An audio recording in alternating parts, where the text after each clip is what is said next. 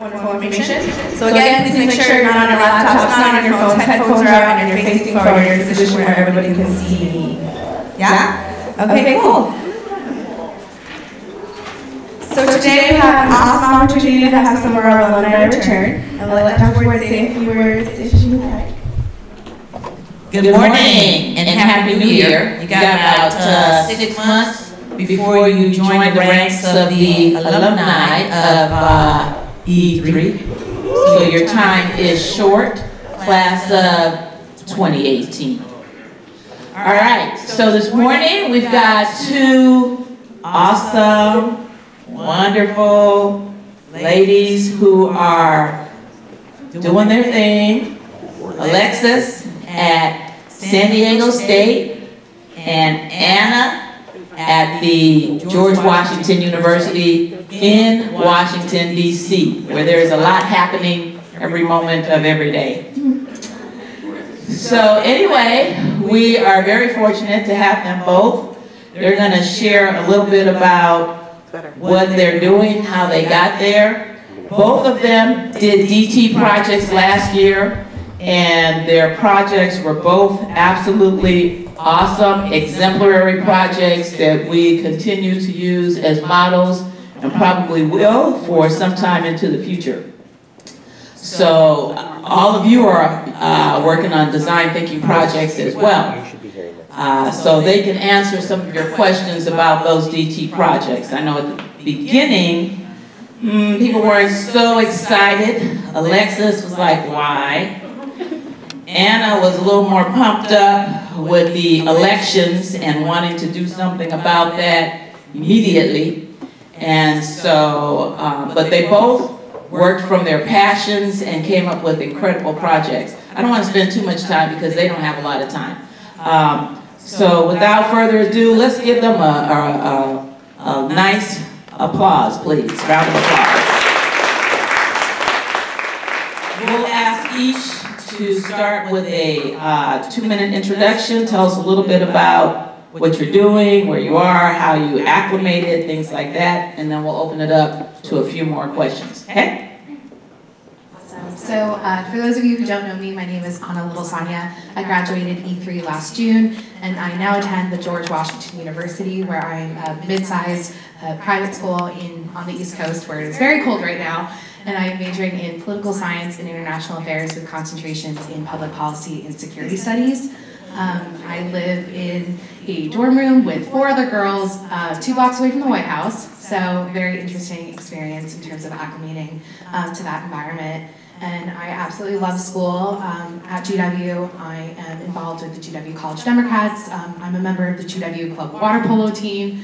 And I actually work right now at Michelle Obama's College Access Advocacy Initiative, Better Make Room, as a intern. And I also have been doing some work on data analysis for some grant projects. So kind of working and then also studying, obviously.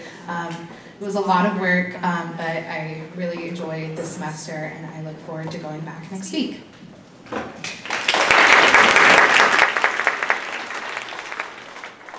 Good morning, my name is Alexis Casas, and I graduated last year. I stayed local. I go to San Diego State University, and I commute, which is something, if you can live on campus, I would recommend doing it. It's definitely a struggle commuting. If you commute, don't take an 8 a.m. class. But technically it's a pre-major. I'm pre-majoring in film production right now. And I just got a job. I've just been doing school mostly for the most part. And then I just got a job in Coronado, and then I got another job at the bookstore right now, and just doing school.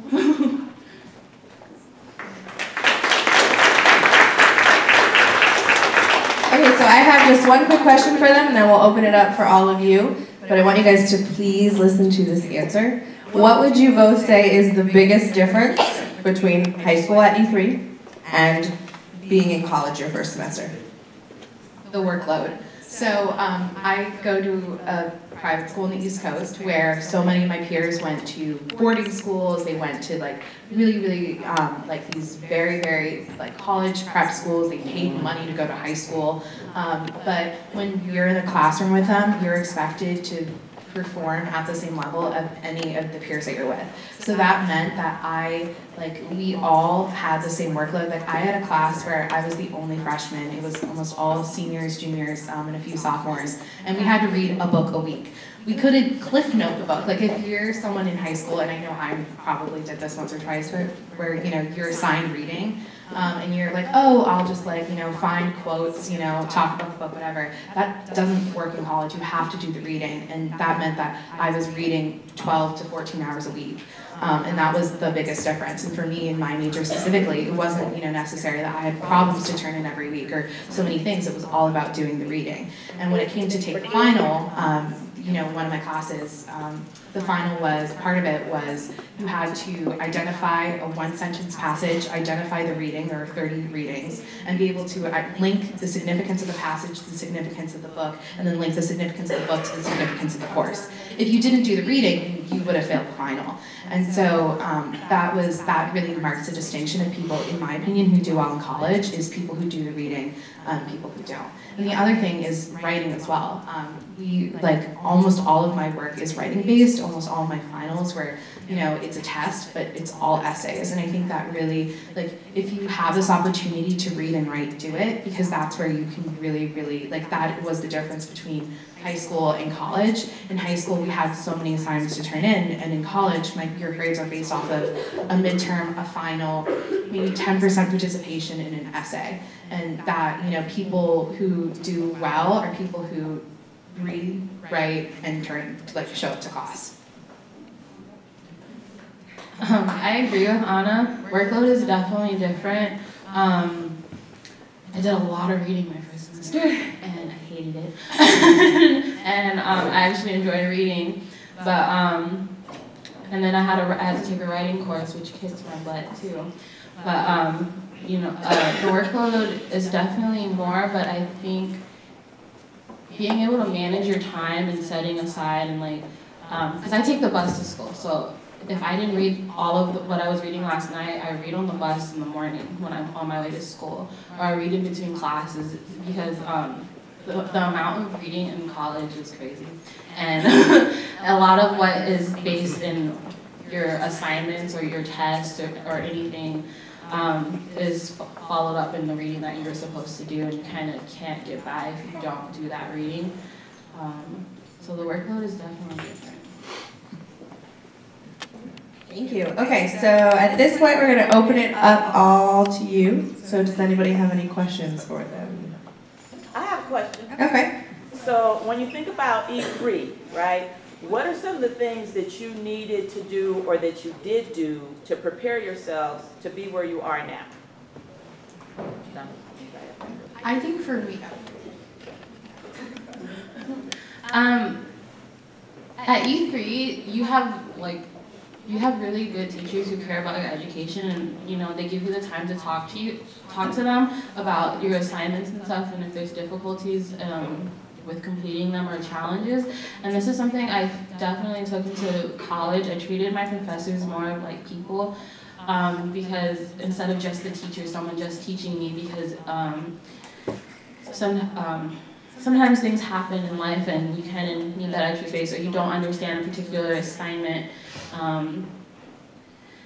So that's one thing from E3 I took for sure, and just, I think the community here prepares you for talking to a professor in the real world, because I know the teachers here, they don't come to them talking about, why did you give me a D? That's something you don't want to do. So talking to your professor about, what can I do on this paper? How can I strengthen this paper from my last paper? And going to the writing center and taking extra time to do those things, because E3 offers after school time and lunchtime and things for you to fulfill your work. So that's something I definitely took. I think for me, the most beneficial thing was having space at E3 to kind of explore and research and kind of like narrow what I kind of wanted to do. Because something that really struck me is even in inter-level courses in college, so many of the students have so much prior experience with the material, and that can sometimes be a little intimidating when you're in a discussion with like 10 people and they know so much about this topic. And having that kind of space at E3 to, you know, explore different topics and have that prior knowledge was really beneficial. The other thing definitely was, like the thing that most recently struck out to me is, are you guys doing the financial literacy project this year? Because I just submitted a grant to actually stay in DC over the summer, and you have to submit a budget so that way they can cover your living expenses. And all I did was go to my financial literacy project because I did it in DC, and I just, the grant took me like 10 minutes to write because I just took all the numbers from my research before. So that was really helpful. Would recommend that you put in the work on that project, but definitely, in general, you have so many opportunities to really cultivate knowledge and like really take advantage of that, because in college, like, it's super demanding, and having, like, you won't have that space to ask questions, or, you know, like, the turnaround when assignments are, like, given and when they're due is really quick. And so having time to, like, know your process and know, like, if you're writing an essay, the first step is to write an outline, and then after you write your outline, then you're like, identify your sources and write your outline. Like, those are steps that you can take with you in college. Or same thing with projects. If you have a project, like, you have to, you know, ask your critical question and then go back through that process. Thank you. Does anyone else have any questions? I know Ms. Caparis mentioned she has one.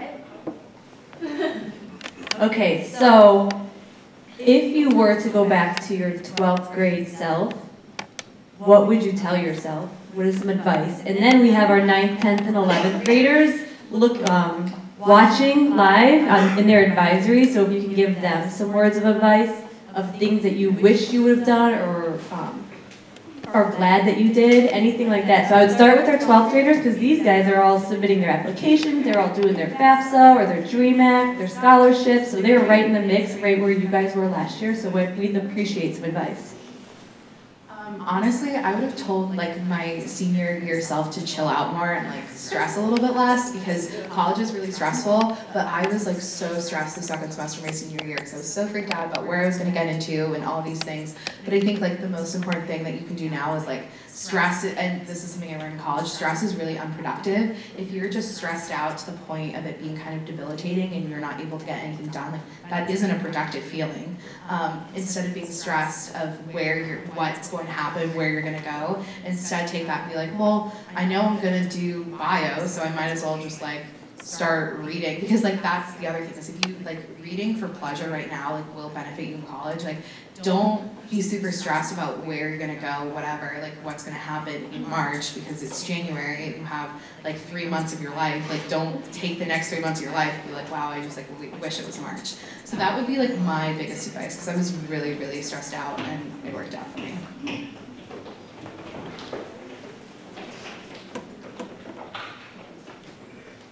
I'm trying to think, because I know at my time at E3, I don't know if there were qualities I already had, or E3 helped strengthen those qualities, but a lot of the project work that was done here, and just projects in general, definitely prepared me for college.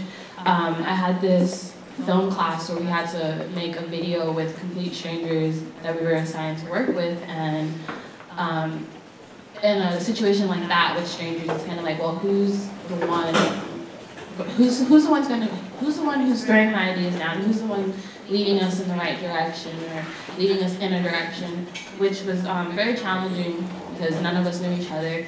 But you know, eventually I kind of stepped up to the plate, because at E3 Civic High you have a lot of project-based work, and someone who's like facilitating that within your groups. I think the best advice I can give you is, you know, staying open and making sure you communicate and manage your time, because that's what's important. I know E3 doesn't seem like the easiest school to go to sometimes, but it definitely, if you take it seriously and you take your work and your project seriously, it definitely prepares you for the real world, and it prepares you for those collaborations in college, and it prepares you, it helps you. I worked in a group by myself that I was supposed to be working with the group, and which was really challenging, but I notified my professor ahead of time, so I passed the class. I don't know what happened to the guy, but being able to take those skills that you're picking up here that you may not notice now into the real world is, you start to realize those things once you get to college. I would read, honestly. Like, I think that, like, you should, like, read and write, because once, like, the reading is so intense, and it is very, very advanced, and just, like, if you, like, are, like, do not Cliff Note, do not Google, like, just read your books, please. Because I think, like, the people who struggle the most are the people who don't do the reading. And the reading is most of the work, so read. I would just do your work. If that's the best thing you can do, you have to do it one way or another. And doing it, you're picking up those skills that you need for the real world. And yes, Mr. Bella. Just a quick question. It seems like advanced placement classes are a little overwhelming. What's your best recommendation outside of reading the textbooks and knowing the material before coming to class? What do you recommend for AP students? And can you repeat the question? Mr. Bello's asking, what do you recommend for AP students, just instead of just reading and writing? In addition to that, I never took an AP course at E3. I took some college classes my junior year, and those skills in your humanities classes, when they say annotate, those are skills that you definitely need, because I took a women's studies course and we read like 30 pages every day we came to class. We were expected to read this, and we had a quiz. And I would read it when the semester started, I'd read, and a lot of it was like, okay, common sense, women's studies. And I take this quiz, my first quiz, and I bombed it. And so I started realizing, okay, well, I need to take more notes, and I need to not just put a post-it in a book, but actually handwrite my notes, and don't just type it up on the computer, but taking the time to do that, because you memorize it more. And also, like, making a friend who can help you, like, if you don't understand the reading, taking time to, like, study with them, or asking your professor, like, hey, I was having a little bit of difficulty with this specific reading or this specific assignment, and I was wondering if you could help explain it to me, help me digest it more, or any tips you can give me for the class and stuff.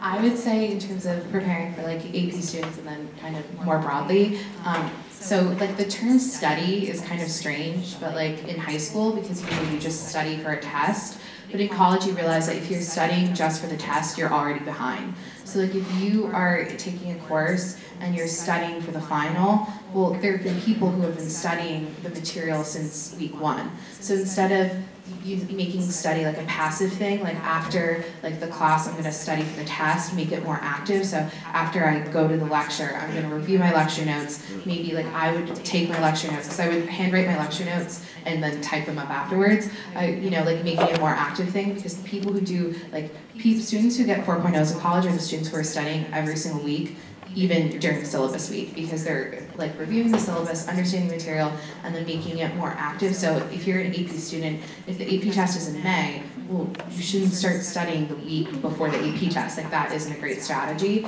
but make your, break up your studying, so you're starting from the beginning of the semester, the beginning of the year, and then making kind of a plan to like be more prepared. So you don't have to do an all-nighter the night before the final because you don't know any of the material.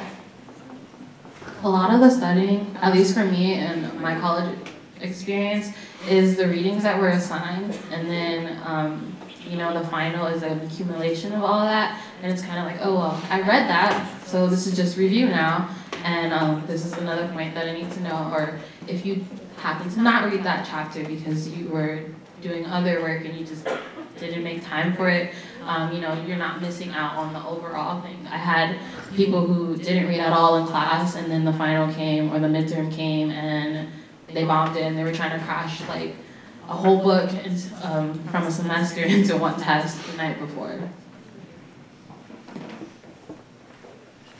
Thank you. Does anybody have any questions in the crowd? I have some if you don't. Anybody? We got a question over here. What do you think E3 could improve upon to make your experience better in the real world?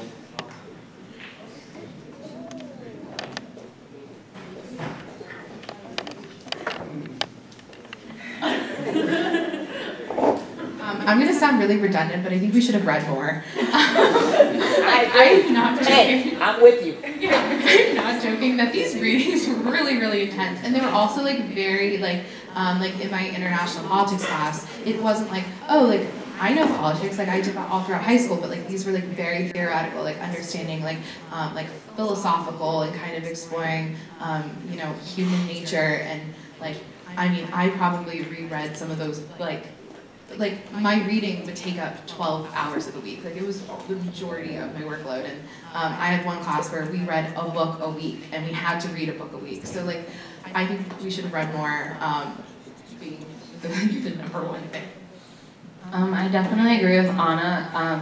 We don't use textbooks at E3, really. And if we do, it's like one in an AP course or something. And when I started college, I was just like, I am not ready for this at all. There was so much reading in almost all of my classes. And I like, we have Achieve 3000, but it doesn't complete,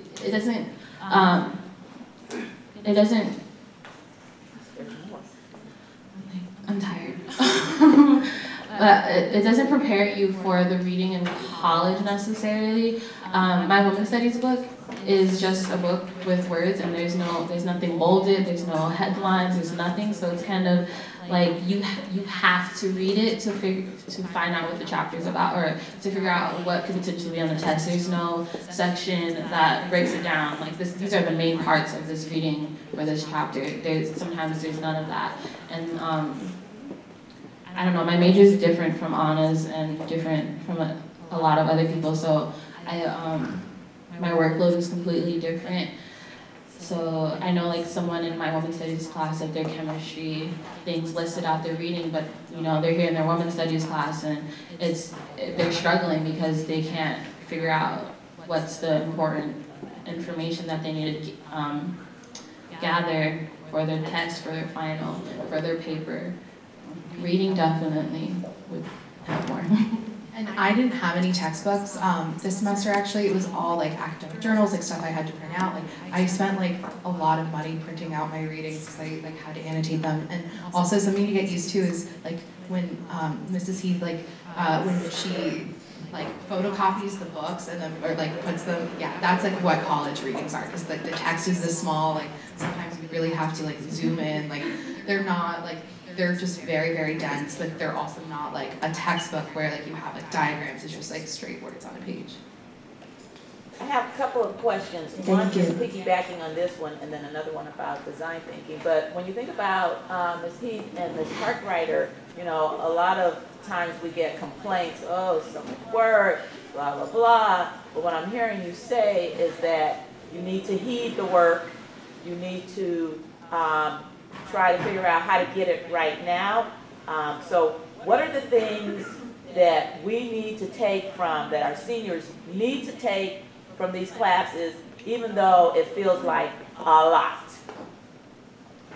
So the question is, what are the things our seniors and all the other scholars in the building need to take from their classes? Particularly right now, I'm really talking about the humanities. Particularly in humanities.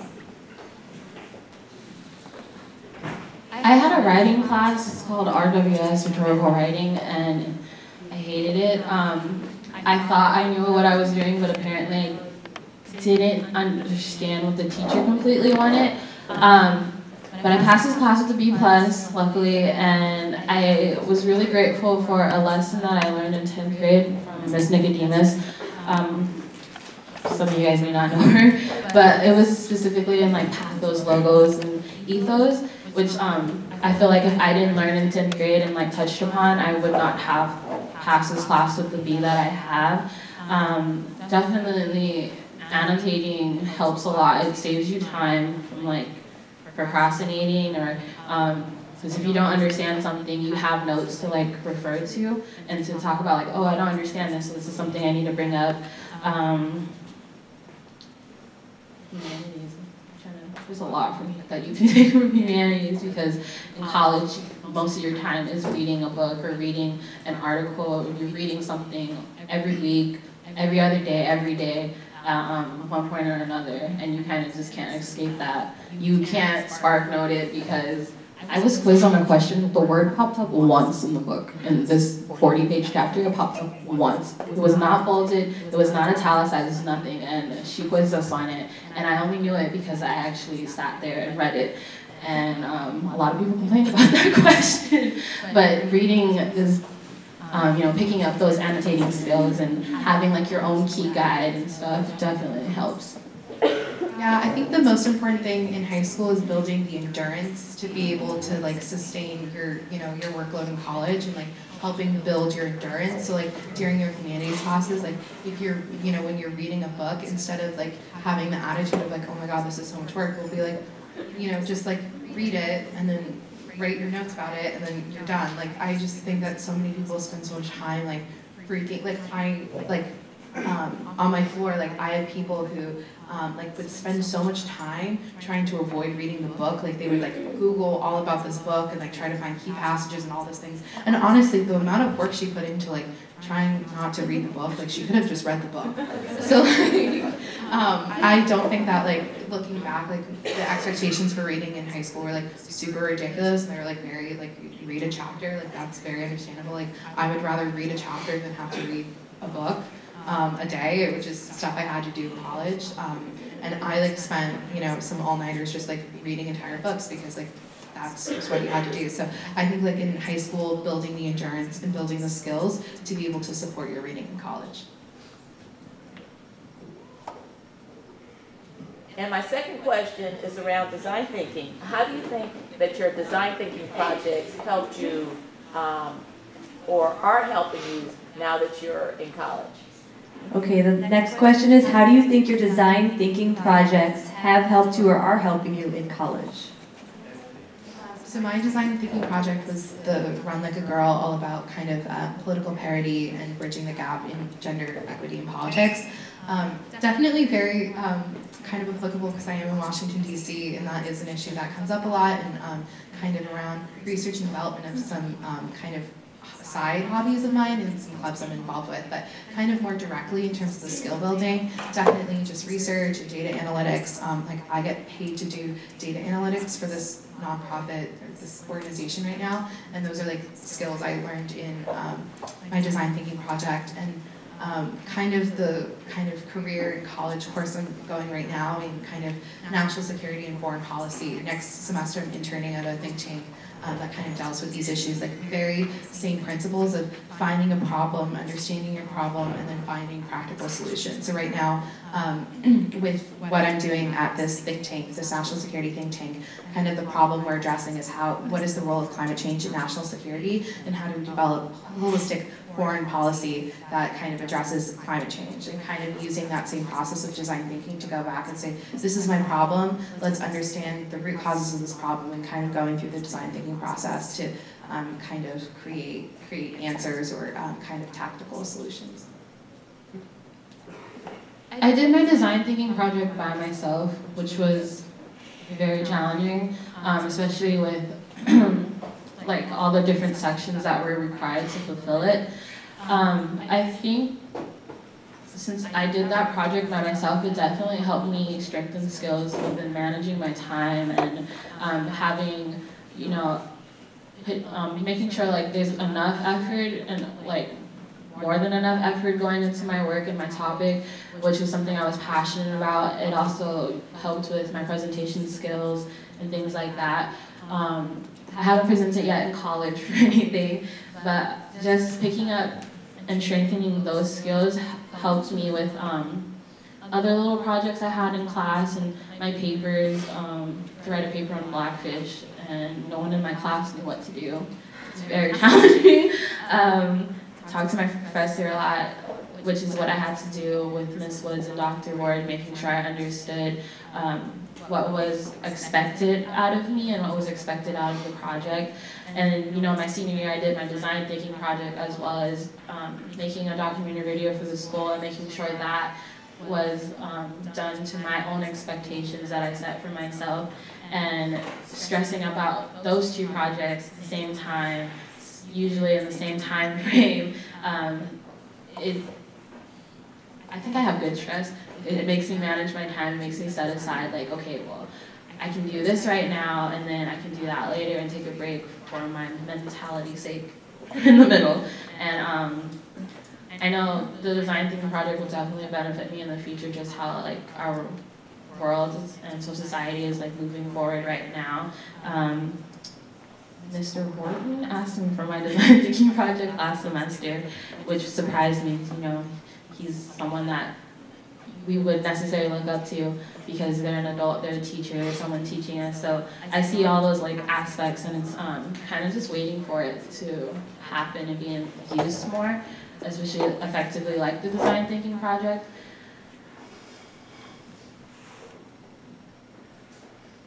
Thank you. So we have a few minutes left, and I know Dr. Griffith wanted to come up and say a few words. Dr. Griffith? First, thank you. We're proud of you, alumni. Let's really give it up for them. Great big round of applause for them.